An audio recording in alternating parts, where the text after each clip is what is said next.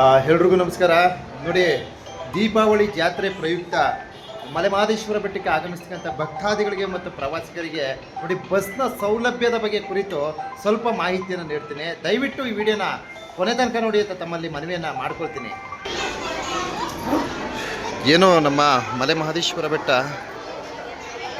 ಕರ್ನಾಟಕ ಸಾರಿಗೆ ವಾಹನ ಬಸ್ ನಿಲ್ದಾಣದ ಒಂದು ವೀಕ್ಷಣೆಯನ್ನು ನಾವು ಪಡೆಯಬಹುದು. ಸೊ ಇಲ್ಲಿ ವಿಶೇಷ ಏನಪ್ಪ ಅಂದರೆ ಇಲ್ಲಿ ಜಾಗದ ಕೊರತೆ ಇದೆ ಅಂತಕ್ಕಂಥ ಒಂದು ಹೇಳಿಕೆಯನ್ನು ಹಿಂದೆ ನಮ್ಮ ಇಲ್ಲಿ ಟಿ ಸಿ ಆಗಿ ಕರ್ತವ್ಯವನ್ನು ನಿರ್ವಹಿಸ್ತಕ್ಕಂಥ ಚಿನ್ನಪ್ಪ ಅವ್ರು ಹೇಳಿದರು. ಸೊ ಮುಂದಿನ ದಿವಸ ಇದಕ್ಕೆ ಒಂದು ವಿಶೇಷವಾದ ಒಂದು ಪ್ಲ್ಯಾನನ್ನು ಮಾಡಲಾಗಿದೆ. ಸೊ ಏನು ಒಂದು ಉತ್ತಮವಾದ ಬಸ್ ಸ್ಟ್ಯಾಂಡನ್ನು ನಿರ್ಮಿಸೋದ್ರ ಕಡೆ ಸರ್ಕಾರ ಗಮನವನ್ನು ಹರಿಸಿದೆ ಅಂತಕ್ಕಂಥ ಒಂದು ಸಂದೇಶವನ್ನು ಸಹ ನೀಡಿದರು.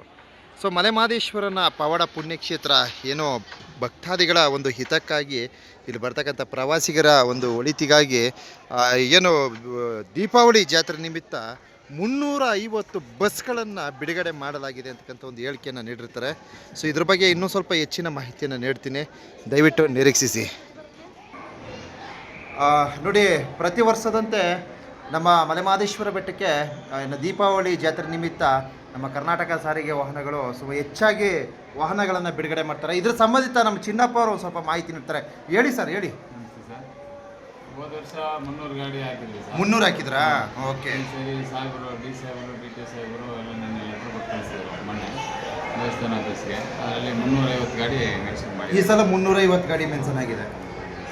ಆಮೇಲೆ ಇದು ಸಮಯ, ಡೇಟ್ಗಳು ಯಾವ ದಿನಾಂಕದಿಂದ ಶುರು ಆಗುತ್ತೆ ಸರ್? 18ರಿಂದ ಶುರು ಆಗುತ್ತೆ ಸರ್. ಎಷ್ಟು? 18 ಸಾಯಂಕಾಲ ಗಾಡಿಗಳು ರನ್ನಿಂಗ್ ಬರುತ್ತೆ. 100 ಗಾಡಿ ಹಂಗೆ ಮಾಡ್ಕೊತಾರೆ, ಎಕ್ಸ್ಟೆಂಡ್ ಮಾಡ್ತೀರಾ? ಓಕೆ. ಮೇನ್ ದಿನ ಬಂದು ನಮಗೆ 19ರಿಂದ 22ರವರೆಗೂ ನಮ್ಮ ಮೇನ್ ದಿನಗಳು. 19ರಿಂದ 22ರ ತನಕ ಬಸ್ಗಳ ಸೌಲಭ್ಯ ಇದೆ. ಈ ಚಿನ್ನಪ್ಪರ ಇನ್ನೊಂದು ವಿಚಾರ ಏನಪ್ಪ ಅಂದರೆ, ಈಗ ನಮಗೆ ಬಸ್ ಸ್ಟ್ಯಾಂಡು ನಾವು ನೋಡ್ತೀವಿ, ಇದು ಸ್ಪೇಸ್ ಸಾಕಾಗ್ತಿಲ್ಲ.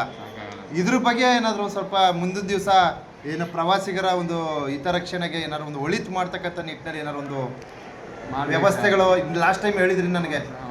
ಸತಿ ಸರ್ ತೋಟ ಕೊಟ್ಟಿದ್ರ? ತೋಟದಲ್ಲಿ ಈ ಸರಿ ಬರೀ ಕಲ್ಲೆಲ್ಲ ಸುರಿದ್ಬಿಟ್ಟಾರೆ. ಓಕೆ. ಅಲ್ಲಿ 100 ಗಾಡಿ ನಿಲ್ಸ್ಬೋದಾಯ್ತು. ಹೌದು. ಈಗ ಒಂದು 40 ಗಾಡಿ ನಿಲ್ಸೋದು ಕಷ್ಟ ಆಗಿದೆ. ಈಗ ಕಷ್ಟ ಆಗಿದೆ ಅಂತ. ಅದರಲ್ಲೂ ಹೊಸದಿ ಕೆಸರಲ್ಲೆಲ್ಲ ಮಳೆ ಸಿಕ್ಕಾಕೊಂಡು ಗ್ರೈನ್ ತಗೊಂಡು ಹೋಗಿ 3 ಗಾಡಿ ಅಲ್ಕೊಂಡು ಬಂದಿವಿ ಸರ್. ಓಹೋ. ಬಸ್ ಜಾತ್ರೆ ಟೈಮಲ್ಲಿ ಬಸ್ ನಿಲ್ಸಕ್ಕೆ ಸ್ವಲ್ಪ ಹಿಂಸೆ ಆಗುತ್ತೆ. ಆಗ 2 ಕಡೆ ಟ್ರಾಫಿಕ್ ಆಗಿದೆ ಸರ್. ಇನ್ಸ್ಪೆಕ್ಟರ್ ಸಾಹೇಬರು ಬೆಳಗಾವಿ ಫೋನ್ ಮಾಡ್ತಾರೆ, ಅಯ್ಯಯ್ಯೋ ಬನ್ನಿ ಬನ್ನಿ. ಅದೇ ಆಮೇಲೆ ಇನ್ನೊಂದು ಚಿನ್ನಪ್ಪವ್ರೆ, ಪಾಪ ಏನು ಡ್ಯೂಟಿ ಕರ್ತವ್ಯ ಮಾಡೋರ್ಗೂ ಹಿಂಸೆನೇ ಅದು ಅಲ್ವಾ. ಆಮೇಲೆ ನನಗೆ ಇನ್ನೊಂದು ಹೇಳಿದ್ರಿ ನೀವು, ಏನು ಗೊತ್ತಾ, ಬಸ್ ಸ್ಟ್ಯಾಂಡ್ಗೆ ಏನೋ ಹೊಸದಾಗಿ ವ್ಯವಸ್ಥೆ ಮಾಡ್ಕೊಡ್ತಾವ್ರೆ ಈಗ ಅಂತ ಅಂದ್ಬಿಟ್ಟು ಹೇಳಿದ್ರಿ. ಅದೇನಾಯ್ತು ಅದ್ರ ಬಗ್ಗೆ? ಸರ್ ಎಲ್ಲ ಮ್ಯಾಪ್ ಬ್ಲೂ ಪ್ರಿಂಟ್ ಎಲ್ಲ ಕೊಟ್ಟಿದ್ದಾರೆ. ಬ್ಲೂ ಪ್ರಿಂಟ್ ಎಲ್ಲ ಆಗಿದೆಯಾ? ಅನುಮೋದನೆ ಆಗಿದೆ ಅಂತ ರಘು ಸರ್. ಅನುಮೋದನೆ ಆಗಿದೆ, ಸೂಪರ್ ಆಗಿದೆ ಅಂದ್ರು ಸರ್. ಅದು ಈ ಕಡೆ ಒಟ್ಟು 2.25 ಎಕರೆಗೆ ಟೋಟಲ್ ನೋಡಿ, ಈ ಕಡೆ ಎಕ್ಸ್ಟೆಂಡ್ ಆಗುತ್ತೆ ಪಕ್ಕದಲ್ಲೇ. ಸೂಪರ್ ಸೂಪರ್, ಒಳ್ಳೇದಲ್ಲಿ. ಸೊ ಇನ್ನೇನಾದ್ರು ಮಾಹಿತಿ ಇದ್ರೆ? ಅವತ್ತು MLA ಸಾಹೇಬರು, ನಮ್ಮ DC ಸಾಹೇಬರು ಅಶೋಕ್ ಕುಮಾರ್ ಸರ್, ಅದ್ಭುತ. ರವಿ ಸರ್ ಎಲ್ಲ ಬಂದು ಇಲ್ಲಿ ನೋಡ್ಕೊಂಡು ಎಲ್ಲ ಪ್ಲೇಸ್ ನೋಡ್ಕೊಂಡು ಹೋಗಿದ್ದಾರೆ. ಆಮೇಲೆ ಇನ್ನೊಂದು, ಈಗ ಭಕ್ತಾದಿಗಳು ಬರ್ತಾ ಇರ್ತಾರೆ, ಪಾಪ ಅವ್ರಿಗೆ ಕೆಲವೊಂದು ವಿಚಾರಗಳು ಗೊತ್ತಾಗಲ್ಲ. ಇದ್ರ ಬಗ್ಗೆ ಏನಾದ್ರು ನಿಮ್ಮ ಒಂದು ಮಾಹಿತಿಗಳು? ಸರ್ ಅಲ್ಲಿಂದ ಬರ್ತಾರಲ್ಲ ಸರ್, ಸಾಯಂಕಾಲ ಟೈಮಲ್ಲಿ ಇಲ್ಲಿ ನಮ್ಗೆ ಏನ್ ಸಮಸ್ಯೆ ಆಯ್ತು ಅಂದ್ರೆ, ಈ ದಾಸಭವನ ಗೇಟ್ ಒಂದೇ ಸರಿ ತೆಗಿತಾರಲ್ಲ, ಆಗ ಒಂದೇ ಸರಿ ಕ್ರೌಡ್ ಆಗುತ್ತೆ. ಎಲ್ಲ ಬಂದ್ಬಿಡ್ತಾರೆ ಒಂದೇ ಸಲ, ಒಟ್ಟಿಗೆ ಬರ್ತಾರೆ. ತಿರ್ಗಾ ಸ್ವಲ್ಪ ನಿಧಾನ ಆದ್ರೆ 12 ಗಂಟೆಯಿಂದ ಸ್ವಲ್ಪ 1-2 ಗಂಟೆವರೆಗೂ ನಿಧಾನ ಆಗುತ್ತೆ. ಸ್ಲೋ ಆಗುತ್ತೆ. ತಿರ್ಗಾ ಸಾಯಂಕಾಲ ಟೈಮಲ್ಲಿ ಗಾಡಿ ಒಂದೊಂದ್ಸರಿ ಇರಲ್ಲ. ಅಂದ್ರೆ ನಾನು ಹೇಳೋದು ಚಿನ್ನಪ್ಪವ್ರೆ, ಈಗ ಜಾತ್ರೆ ಸಂದರ್ಭದಲ್ಲಿ ಹೆಚ್ಚಿಗೆ ವಾಹನ ಕೊಡ್ತಾರೆ ಅಲ್ವಾ. ಸೊ ಈಗ ನಿರಂತರವಾಗಿ ವಾಹನ ಇರೋದ್ರಿಂದ ಭಕ್ತಾದಿಗಳಿಗೆ ತೊಂದರೆ ಅಂತೂ ಇಲ್ಲ.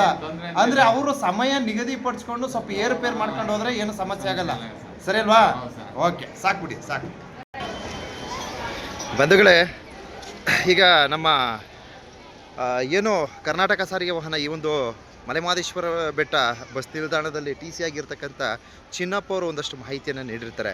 ಸೊ ಇಲ್ಲಿ ವಿಶೇಷ ಏನಪ್ಪ ಅಂದರೆ, ಒಂದಷ್ಟು ಜನ ಭಕ್ತಾದಿಗಳಿಗೆ ಸಮಯದ ಬಗ್ಗೆ ಮಾಹಿತಿ ಇರಲ್ಲ. ಏನು ಬಸ್ಸು ಬರೋದು ತಡ, ತುಂಬ ಜನ ಹೋಗಿ ನಿಂತ್ಕೊಳ್ಳೋದು, ಏನೋ ಆ ಗೇಟ್ಗಳ ಆ ಡೋರ್ಗಳನ್ನೆಲ್ಲ ನ್ಯಾತಾಕೊಂಡು ಹೋಗೋದು, ಈ ರೀತಿ ಎಲ್ಲ ಮಾಡ್ತಾರೆ. ಅಂತಹ ತಪ್ಪುಗಳು ಮಾಡಬೇಡಿ. ಬಸ್ಸು 24 ಅವರ್ಸು ನಿರಂತರವಾಗಿರ್ತದೆ. ಹಾಗೆ ಒಂದು ಬಸ್ ಆದಮೇಲೆ ಒಂದು ಬಸ್ ಆದಮೇಲೆ ಒಂದು ಬಸ್ ಬರ್ತಾ ಇರ್ತದೆ. ಸೊ ಇದು ನುಗ್ಗಲನ್ನು ಮಾಡ್ಕೊಬೇಡಿ, ನೋಡಿಕೊಂಡು ನಿಧಾನಕ್ಕೆ ಹೋಗಿ. ಹಾಗೆ ದಯವಿಟ್ಟು ಸಮಯವನ್ನು ಅನುಸರಿಸಿ, ಒಂದಾದ್ಮೇಲೆ ಒಂದು ಈ ಥರ ಅನುಸರಿಸಿ ಒಂದೇ ಬಸ್ಗೆ ಎಲ್ಲ ಹತ್ತಕ್ಕಂಥ ಕಾರ್ಯ ಮಾಡಬೇಡಿ. ಸೊ ಕೆಲವೊಂದು ಸಂದರ್ಭದಲ್ಲಿ ಏನಾಗುತ್ತೆ, ಇದ್ದಕ್ಕಿದ್ದಲ್ಲೇ ಭಕ್ತಾದಿಗಳು ಜಮಾಯಿಸ್ತಕ್ಕಂಥ ಕಾರ್ಯವನ್ನು ಮಾಡ್ತಾರೆ. ಸೊ ಆ ಕೆಲಸಗಳಾಗಬಾರ್ದು, ಸಹಕರಿಸಿ ಅಂತ ಹೇಳ್ತಾ, ಸೊ ಏನು ಈಗ ಇತ್ತೀಚೆಗೆ ಏನಾಗಿದೆ ಅಂದರೆ ಬಸ್ ನಿಲ್ದಾಣದ ಒಂದು ಕೊರತೆ ಸಹ ಇದೆ. ಭಕ್ತಾದಿಗಳು ದಯವಿಟ್ಟು ಏನು ಇಲ್ಲಿ ಕರ್ನಾಟಕ ಸಾರಿಗೆ ವಾಹನ ಈ ಒಂದು ವಲಯದಲ್ಲಿ ಪ್ರತಿಯೊಬ್ಬರು ಶಾಂತಿಯುತವಾಗಿ ಸಹಕರಿಸಿ ಅಂತ ಒಂದು ಸಂದೇಶವನ್ನು ನೀಡ್ತಾ, ಮಲೆಮಹದೇಶ್ವರರ 108 ಅಡಿ ಎತ್ತರದ ಪ್ರತಿಮೆಯ ದರ್ಶನವನ್ನು ಕಣ್ತುಂಬಿಕೊಳ್ರಪ್ಪ. ಧನ್ಯವಾದಗಳು.